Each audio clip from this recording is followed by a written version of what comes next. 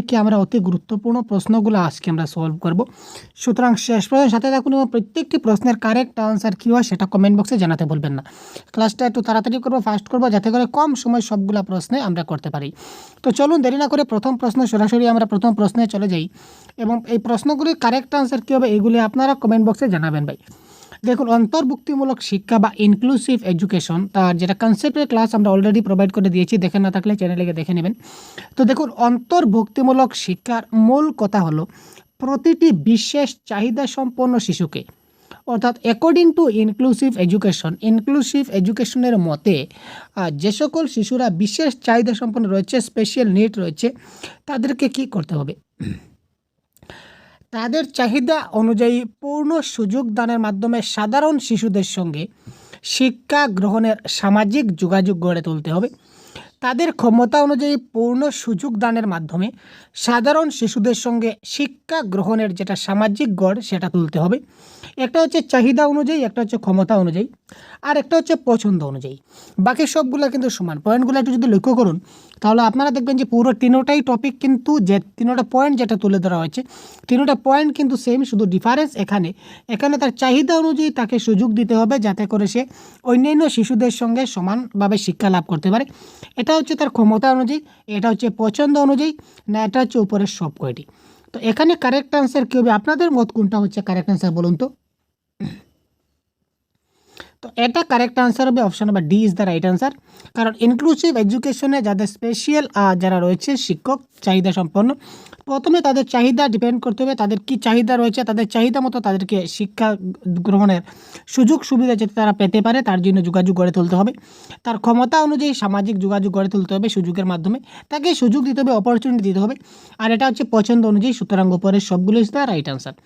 তারপর দেখুন, learning disability বিষয়ে সর্বপ্রথম অভিমতকে ব্যক্ত করেছিলেন। লার্নিং ডিসেবিলিটির সম্বন্ধে প্রথম অভিমতকে ব্যক্ত করেছিলেন আপনাদের কি মনে হয়? পেভলভ, গেস্টাল্ট, না ভাইগোটস্কি, নাকি ক্রিক? কোয়েশ্চন নাম্বার 2 কারেক্ট আনসার কী হবে? তো এটা কারেক্ট আনসার হবে ক্রিক। যারা জানা না থাকলে খুব তাড়াতাড়ি জেনে যান। তারপর দেখুন, রিডিং পড়ার ক্ষেত্রে নিচের কোনটি অসামঞ্জস্যটি লক্ষ্য করা যায়, অর্থাৎ রিডিংয়ের যেটা সমস্যা, রিডিংয়ের সমস্যাকে আমরা কি বলতে পারি? বারবার কিন্তু একই ধরনের প্রশ্ন আসতে দেখা যায় যে পড়ার সমস্যা বা রিডিং পড়ার সমস্যার যে অক্ষমতা রয়েছে, এই অক্ষমতাকে আমরা কি বলবো? অ্যাফাজিয়া, নাকি অ্যাগ্রাফিয়া, নাকি অ্যাফ্লেক্সিয়া, নাকি ডিসলেক্সিয়া?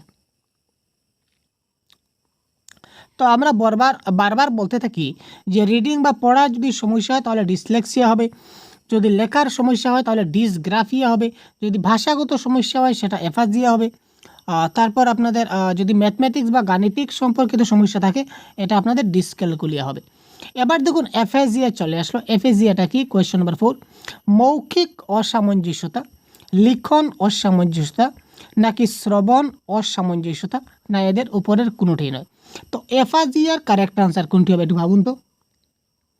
এটা কারেক্ট আনসার হবে মৌখিক বা অরাল ডিসেবিলিটি। ঠিক আছে, অ্যাফেজিয়া যাদের থাকে তাদেরকে আমরা মৌখিক, যদি ডিসেবিলিটি থাকে তখন সেগুলোকে আমরা অ্যাফেজিয়া বলতে পারি। তারপর দেখুন, শিক্ষার্থীরা গণিত শিক্ষণের ক্ষেত্রে দুর্বলতার সম্মুখীন হয়, তা হলো। এই দেখুন, এইমাত্র আমি বলে গেলাম। তো এটার প্রশ্ন কিন্তু আমি বলবো না, আপনারা সবাই কারেক্ট আনসার দিন। এটা কারেক্ট আনসার কী হতে পারে? আমি কিন্তু এইমাত্র বলে গেলাম ভাই।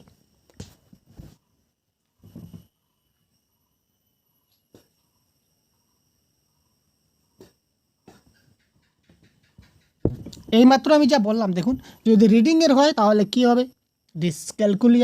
ডিসলেক্সিয়া। রাইটিংয়ের হলে ডিসগ্রাফিয়া। আর যদি ম্যাথসের সমস্যা হয় তাহলে কি হবে?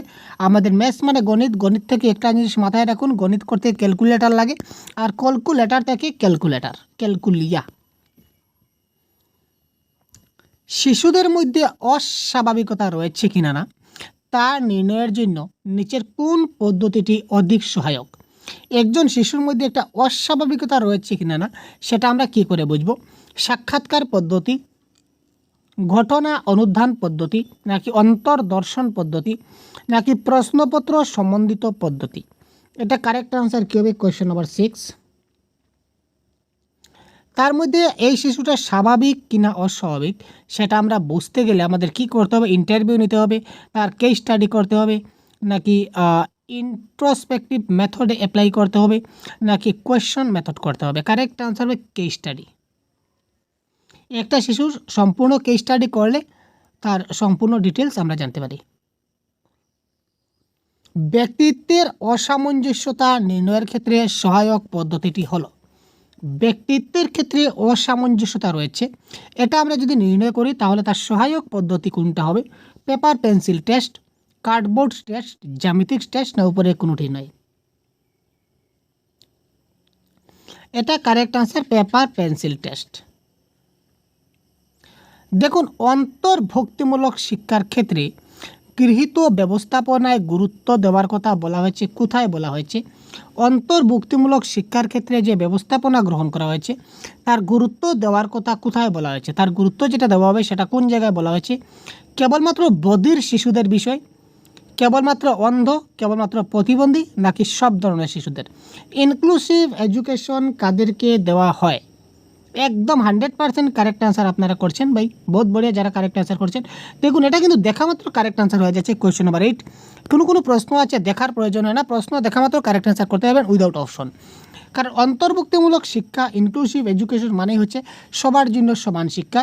তো সবার জন্য সমান শিক্ষা অপশন নাম্বার ডি রয়েছে। এখানে কেবলমাত্র প্যাডাগজির ভাষায় কেবলমাত্র যখনই হবে তখনই সেটা নেগেটিভ ওয়ার্ড হবে, 3টা কেটে দিন। আর এমনিতে ইনক্লুসিভ এডুকেশন মানে সবার জন্য সমান শিক্ষা, option number D is the right answer. Next প্রশ্ন, কমেন্ট বক্সে কারেক্ট আনসার করুন।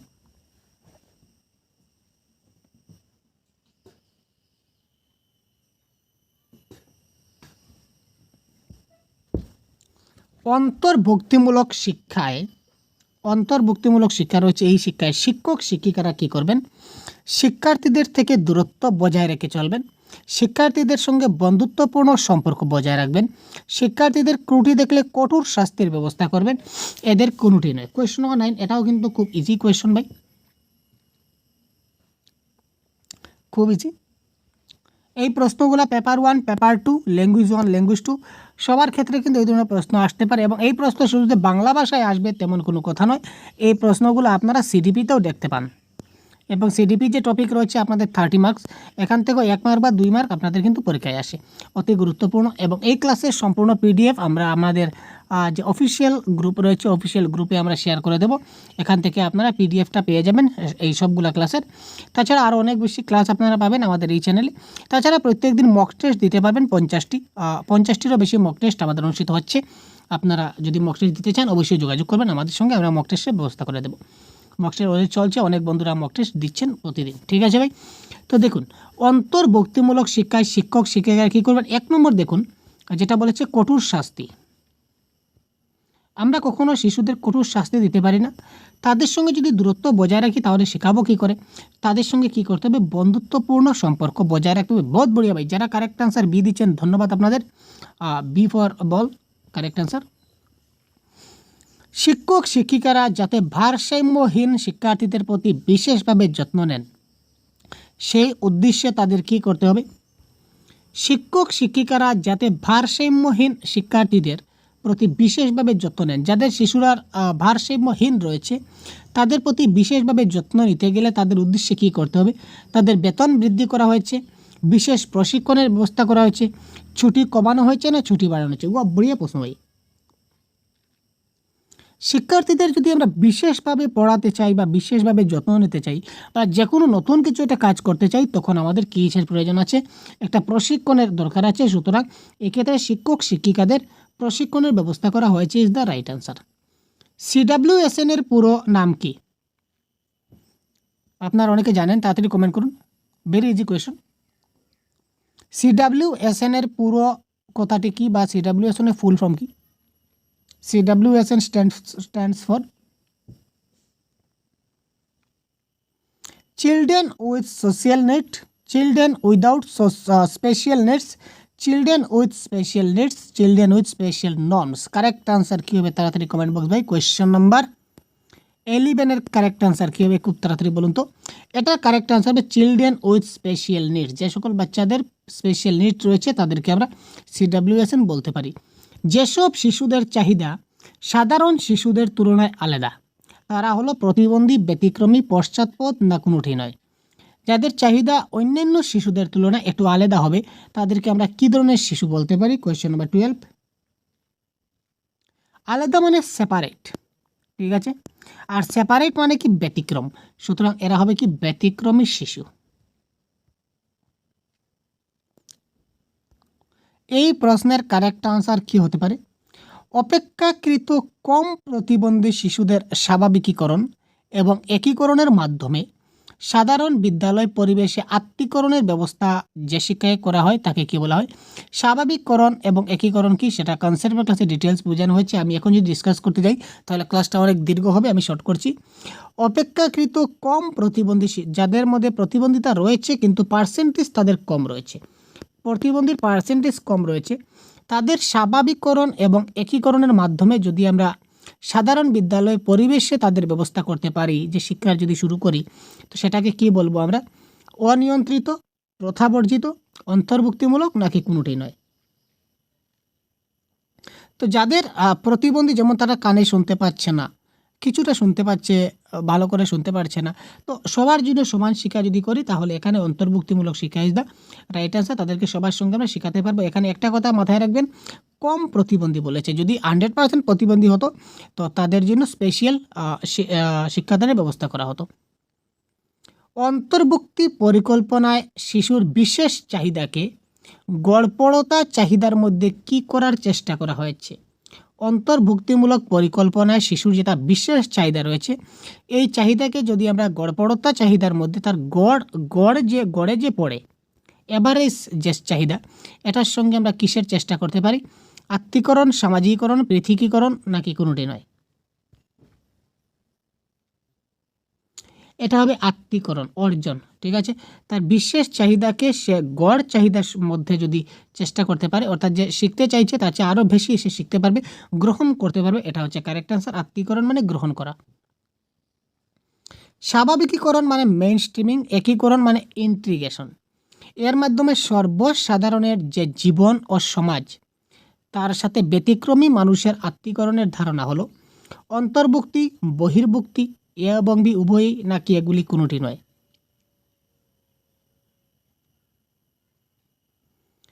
এটা আমরা একীকরণ করব, মানে কি অন্তর্ভুক্তি করব, ইনক্লুড করব। ইনক্লুসিভ এডুকেশনে আমরা কি করি? ইনক্লুসিভ এডুকেশনে আমরা সবাইকে একত্রিত করি, জড়ো করি, অন্তর্ভুক্তি করি। সুতরাং option number A is the right answer, অন্তর্ভুক্তিকরণ।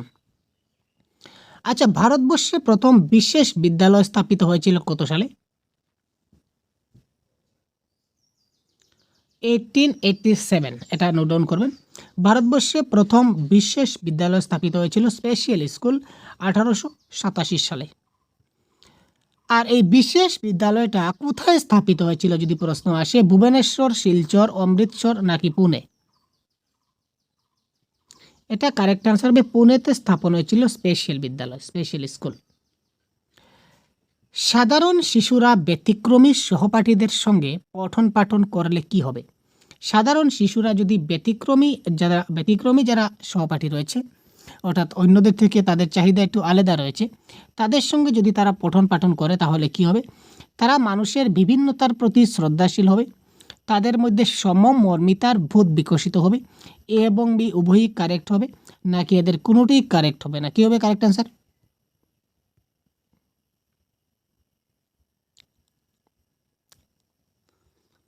এক ধরনের শিশু আছে যারা সাধারণ নর্মাল চাইল্ড, মানে যে সকল শিশুরা বর্তমানে আমার প্রতিদিন স্কুলে যাচ্ছে।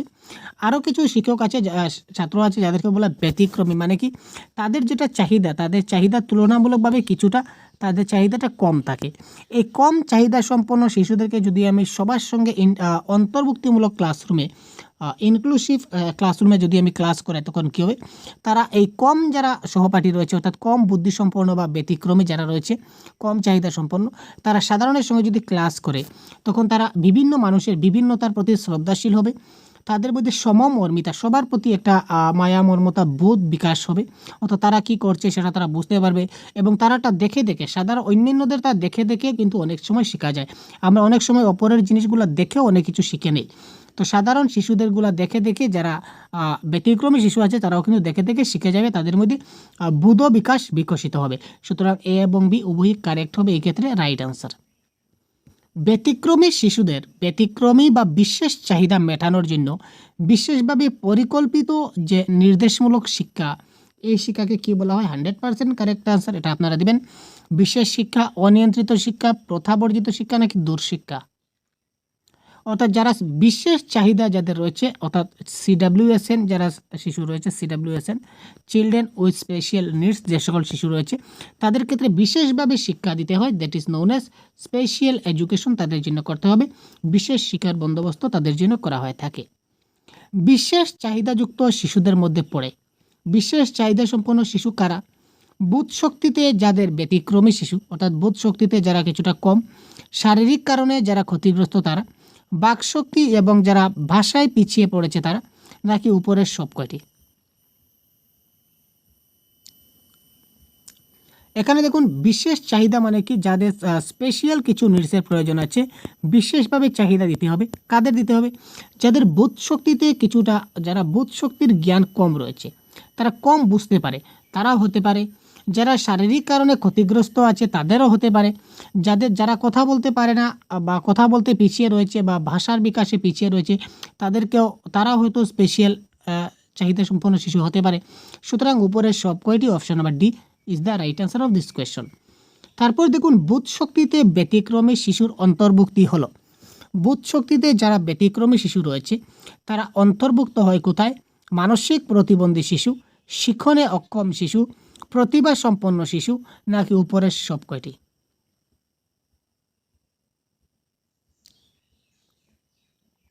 বুধ শক্তিতে ব্যতিক্রম মানে যারা বুধ শক্তি মানে বুঝতে পারছেন তো, যারা মানে পড়াশোনা ভালো করে পারছে না, যারা মানে বুঝে উঠতে পারছে না, হয়তো তারা মানসিক প্রতিবন্ধী হতে পারে, মেন্টালি তাদের সমস্যা থাকতে পারে, বা তারা শিক্ষণে অক্ষম হতে পারে, লার্নিং ডিসেবিলিটি হতে পারে, বা মেন্টাল ডিসেবিলিটি হতে পারে, বা তারা প্রতিভা সম্পন্ন শিশু হতে পারে। সুতরাং এই ক্ষেত্রে প্রতিভা সম্পন্ন শিশু থেকে ব্যতিক্রমী হতে পারে। সুতরাং এই ক্ষেত্রে কারেক্ট আনসার হবে কোয়েশ্চন নম্বর 21, উপরের সব কয়টি ইজ দ্য রাইট আনসার।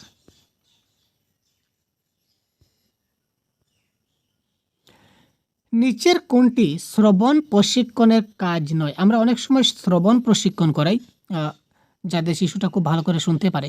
তো এখানে বলেছে নিচের কোনটা শ্রবণ প্রশিক্ষণের কাজ নয়? দেখুন, বিভিন্ন আঙ্গুলের বিভিন্ন অবস্থানের মাধ্যমে বর্ণমালা শেখানো, বাচনিক ভাষার মাধ্যমে পার্থক্য রচনা করতে শেখানো, শব্দের কাজ ও প্রকারভেদ সম্পর্কে জ্ঞানের বিকাশ, পরিবেশের বিভিন্ন ধরনের শব্দের মধ্যে পার্থক্য রচনা করতে শেখানো।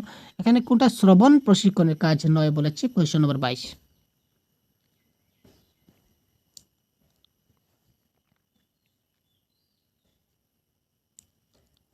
খুব ভালো করে প্রশ্নটা বুঝবেন, তারপর কারেক্ট অ্যান্সার করবেন। বাচনিক ভাষা মানে কি? আমি স্পিক করব, কথা বলবো, ঠিক আছে?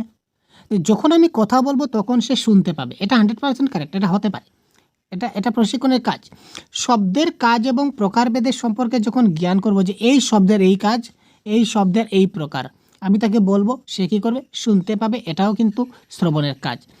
পরিবেশে বিভিন্ন ধরনের শব্দ রয়েছে, এই শব্দগুলোর মধ্যে পার্থক্য আমি তাকে বুঝিয়ে দেব, যে পরিবেশে বিভিন্ন ধরনের শব্দ রয়েছে, প্রত্যেকটা শব্দের মধ্যে কিন্তু পার্থক্য আছে, এটা আমি শেখাবো, তাদেরকে বলে দেবো, তারা কিন্তু শিখতে পারবে সবগুলো। মানে আলটিমেটলি যদি দেখি ইনডাইরেক্টলি সেগুলো আমার স্পিকিংয়ের মধ্যে পড়ছে, আর আমি যখন কথা বলবো তখন একজন শুনতে পারবে, তাই না? যেটি শ্রবণ প্রশিক্ষণ। আর আমি যদি আঙ্গুল দিয়ে বিভিন্ন অবস্থান মাধ্যমে বর্ণমালা শেখাই, যেমন এখানে কি রয়েছে, আমি শুধু এটা আঙ্গুল দিয়ে দেখিয়ে দিলাম, এটা এটা এটা এই যে এই যে এই যে এই যে রয়েছে, এই যে বললাম আঙ্গুল দিয়ে দেখিয়ে দিলাম, এখানে বিভিন্ন অবস্থান রয়েছে, সেটা আমি মুখে না বলেও শুধু আঙ্গুল দিয়ে তাকে বুঝিয়ে দিতে পারি। সুতরাং এই ক্ষেত্রে এটা প্রশিক্ষণের কাজ নয়। সুতরাং option number A is the right answer. যারা প্রতিভাবান শিশু রয়েছে তাদের জন্য বিদ্যালয়ে কি করতে হবে? কক্ষের সংখ্যা বৃদ্ধি করতে হবে, অর্থাৎ ক্লাসের যে রুমের সংখ্যা বৃদ্ধি করতে হবে, বারে বারে পরীক্ষা নিতে হবে, ঠিক আছে? বারে বারে পরীক্ষা নিতে হবে। কোশ্চেন নাম্বার 23 আমরা কেটে দিই, বারে বারে পরীক্ষা হচ্ছে না। অতিরিক্ত সময় ধরে পড়ানো, আলটিমেটলি তারা প্রতিভাবান রয়েছে, তাদের অতিরিক্ত সময় পড়ানোর প্রয়োজন নেই। উন্নত ধরনের এবং যথেষ্ট পরিমাণ শিক্ষা সহায়ক উপকরণ প্রস্তুত করার প্রয়োজন, তার রাইট আনসার। যারা প্রতিভাবান শিশু রয়েছে তাদেরকে একটু উন্নত ধরনের শিক্ষা দিতে হবে, ঠিক আছে, এবং যথেষ্ট পরিমাণে যদি টিএলএম ব্যবহার করি তাহলে বা তাদের মধ্যে ডিসকভারি মেথড আমরা পড়াতে পারি, বা রিসার্চ কিছু একটা তারা রিসার্চ করতে পারে, অর্থাৎ ডিসকভার বা রিসার্চ এই ক্ষেত্রে 100% মানে আপনি গুরুত্ব প্রাধান্য দিতে পারেন। তাদেরকে ডিসকভারি মেথডে পড়াতে পারেন, বা আপনি তাদেরকে কিছু একটা রিসার্চ করতে পারেন, বা একটা প্রজেক্ট তৈরি করে আনতে বলবেন। এই ধরনেরভাবে যদি করেন তাহলে উন্নত ধরনের শিক্ষা হবে এবং প্রতিভাবান শিশুদের জন্য এটা যথেষ্ট গুরুত্বপূর্ণ বা ইম্পর্টেন্স। আইইডিসি এটার সম্পূর্ণ নাম কি? Inclusive education for disable children, integrated education for disable children, independent education for disabled children, নাকি improved education for developed children? এটা কারেক্ট আনসার কী হবে? Question number 24, IEDC. এটা কারেক্ট আনসার হবে। দেখুন, আপনারা সবাই মনে করতে পারবেন যে এখানে inclusive education for disable children, তো ইনক্লুসিভ এডুকেশন মানে সমান শিক্ষা, তো ডিসেবল যারা চিলড্রেন রয়েছে তাদেরকে আমরা সমান শিক্ষা কী করে দেবো? এটা হচ্ছে না। তো সুতরাং এটা কারেক্ট আনসার হবে integrated education for disable children. যারা ডিসেবল চিলড্রেন রয়েছে সবাইকে ইন্টিগ্রেটেড এডুকেশন দিতে হবে। ইন্ডিপেন্ডেন্ট সেখানে হয় না, ইমপ্রুভ তো কখনোই হয় না। সুতরাং correct answer option number B, সেটা জেনে রাখবেন। অন্তর্ভুক্তিমূলক শিক্ষার প্রধান কাজ কি, অর্থাৎ প্রধান উদ্দেশ্য কি? অন্তর্ভুক্তিমূলক শিক্ষার প্রধান উদ্দেশ্য কি? শিখন অক্ষমতা সম্পন্ন শিশুদের শনাক্ত করা, সব ধরনের অক্ষমতা সম্পন্ন শিশুদের জন্য শিক্ষার ব্যবস্থা করা, পাঠ্যক্রম বহির্ভূত বিষয়ে শিশুদের শিক্ষার ব্যবস্থা করা, না উপরের কোনোটাই নয়? কারেক্ট আনসার কী হবে? কোয়েশ্চন নাম্বার 25, অন্তর্ভুক্তিমূলক শিক্ষার প্রধান উদ্দেশ্য কি? আমরা আগেই বলেছিলাম ইনক্লুসিভ এডুকেশন মানে কি? মানে হচ্ছে কি সবার জন্য সমান শিক্ষা, অর্থাৎ এখানে দেখুন সব ধরনের অক্ষমতা সম্পন্ন শিশুদের জন্য শিক্ষার ব্যবস্থা করা, সবার জন্য সমানভাবে সমান শিক্ষা দিতে হবে। That is called option number B is the right answer of this question. নিচের কোনটি ব্যাহত দৃষ্টিসম্পন্ন শিশুদের শিক্ষা সমস্যার সঙ্গে সম্পর্কযুক্ত? এখানে একটা ওয়ার্ড দিচ্ছে ব্যাহত, এটা মাথায় রেখে কারেক্ট অ্যান্সার করুন। নিচের কোনটি ব্যাহত দৃষ্টিসম্পন্ন মানে যারা দেখতে পায় না, তাদের শিশুদের শিক্ষা সমস্যার সঙ্গে সম্পর্কযুক্ত? দৈহিক বিকাশে অক্ষমতা, মানসিক বিকাশে অক্ষমতা, নাকি সঞ্চালনমূলক বিকাশে অক্ষমতা? এর মধ্যে কোনোটি নয়। নিচের কোনটি ছাড়া দৃষ্টিসম্পন্ন শিশুদের শিক্ষা দিতে গেলে সমস্যায় পড়তে হয়? যারা দৈহিক বিকাশে অক্ষমতা তাদের ক্ষেত্রে ঠিক আছে, মানসিকও ঠিক আছে, সুতরাং এটা কারেক্ট আনসার হবে সঞ্চালনমূলক বিকাশে অক্ষমতা। যারা দৃষ্টিসম্পন্ন শিশু রয়েছে তাদের সমস্যা হবে সঞ্চালনমূলক ছাড়া কিন্তু তাদের বিকাশ দেওয়া যায়, কিন্তু বাকি দুইটা থাকলে দেওয়া যাবে না। ব্রেইল পদ্ধতিটা প্রধানত কী ধরনের পদ্ধতি?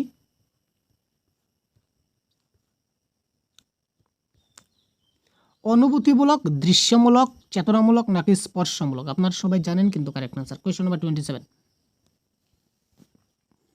ব্রেইল পদ্ধতিতে আমরা স্পর্শ করে তাদেরকে শেখাই, স্পর্শর মাধ্যমে। অর্থাৎ যারা অন্ধ শিশু রয়েছে, অন্ধ শিশু যারা রয়েছে তাদের জন্য আমরা কি করতে পারি? তারা আবার টাচ করে, ঠিক আছে, হাতের আঙ্গুল দিয়ে স্পর্শ করে তারা বুঝতে পারে যে এটা কোন অক্ষর আছে, এখানে কি লেখা আছে। তো তাদের যে পদ্ধতি, পড়াশোনার পদ্ধতি, এটা হচ্ছে কি স্পর্শমূলক। আংশিক দৃষ্টিহীনতার অন্যতম কারণ কি? আংশিক দৃষ্টিহীনতা মানে তারা দেখতে পায়, মানে 100% দেখতে পায় না, কিছু কম দেখতে পায়, তাদের অন্যতম সেটা কারণ হচ্ছে মায়োপিয়া, গ্লোকোমা, ফাইলেরিয়া, নাকি গনোরিয়া? এটা কারেক্ট আনসার মায়োপিয়া। ব্রেইল পদ্ধতি যে লেখা হয়, এই লেখায় একটা কলম রয়েছে, ব্রেইল পদ্ধতিতে লেখার একটা কলম রয়েছে, এই কলমটিকে আমরা কি বলি? স্টার, নাকি স্টিমুলাস, নাকি স্টাইলাস, নাকি স্টাইরাইট? কারেক্ট আনসার কী হবে? Question number 29। এটা কারেক্ট আনসার আপনারা জেনে যান, এটা কারেক্ট আনসার হচ্ছে স্টাইলাস। তারপর দেখুন এই প্রশ্নের কারেক্ট আনসার আপনারা খুব তাড়াতাড়ি কমেন্ট করুন। অন্তর্ভুক্তিমূলক শিক্ষায় নিচের কোন শিক্ষাদান পদ্ধতি সবচেয়ে বেশি উপযোগী? এটা কিন্তু আপনার খুব ভালো করে আপনাকে জানতে হবে। অন্তর্ভুক্তিমূলক অর্থাৎ ইনক্লুসিভ এডুকেশন, সবাইকে সমানভাবে যদি শিক্ষা দিই তাহলে আমি যে শিক্ষাদান করব, আমার সেই কোন পদ্ধতিটা সবচেয়ে বেশি উপযোগী হবে? পর্যবেক্ষণ পদ্ধতি নাকি প্রশ্ন উত্তর পদ্ধতি নাকি প্রকল্প পদ্ধতি নাকি কোনোটি নয়?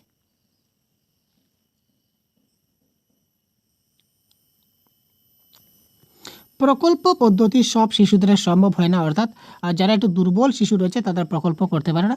আর প্রশ্ন উত্তর পদ্ধতি সেটা কোনো আমি মানে কোনো বিশেষভাবে কোনো পদ্ধতি হিসাবে সেটা গণ্য হয় না। সুতরাং কারেক্ট আনসার হবে এখানে কি পর্যবেক্ষণ পদ্ধতি বা observation method is the right answer. সুতরাং এটা কারেক্ট আনসার হচ্ছে অবজারভেশন পদ্ধতি। তো এই ছিল আজকের ক্লাস এবং এই আজকের ক্লাসের সম্পূর্ণ আনসার কি এই সবগুলা ক্লাস এবং এই ক্লাস এবং এই ক্লাসের যেটা পিডিএফ এটা আপনার অফিসিয়াল আনসার কি সহ আপনারা আমাদের যে অফিসিয়াল গ্রুপ আছে অফিসিয়াল গ্রুপে আপনারা পেয়ে যাবেন। তাছাড়া আপনারা 50+ মক টেস্ট দিতে পারবেন। যদি আপনারা অফিসিয়াল গ্রুপে জয়েন হতে চান তাহলে আমি একটা হোয়াটসঅ্যাপ নাম্বার দিচ্ছি, হোয়াটসঅ্যাপ নাম্বারে আপনারা এক্ষুনি যোগাযোগ করতে পারেন। এই গ্রুপে আপনার জয়েন করা হবে। এটা হচ্ছে পেইড ভার্সন গ্রুপ, আপনাদের 150 পেমেন্ট করতে হবে, সেটা ওয়ান টাইম পেমেন্ট। আপনারা যদি একবার ওয়ান টাইম পেমেন্ট করে দেন তাহলে সবগুলো ক্লাসের পিডিএফ, তাছাড়া আপনারা 50+ মক টেস্ট আপনারা এই গ্রুপের মাধ্যমে আপনারা দিতে পারবেন। আমরা সেটা ব্যবস্থা করেছি, অলরেডি মক টেস্ট আমাদের চলছে। ঠিক আছে ভাই, যাতে করে আপনাদের পরীক্ষার রেজাল্ট একটা মানে ভালো একটা রেজাল্ট আপনারা পেতে পারেন। যদি প্রয়োজন মনে করে দেখুন এই নাম্বারে হোয়াটসঅ্যাপ করতে পারেন। ঠিক আছে ভাই, তো ধন্যবাদ, ভালো থাকবেন, সুস্থ থাকবেন। বাকি ক্লাসগুলো আমরা দেওয়ার সঙ্গে সঙ্গে আপনি পেতে চ্যানেলকে সাবস্ক্রাইব করে এখন সাথে থাকুন। ধন্যবাদ।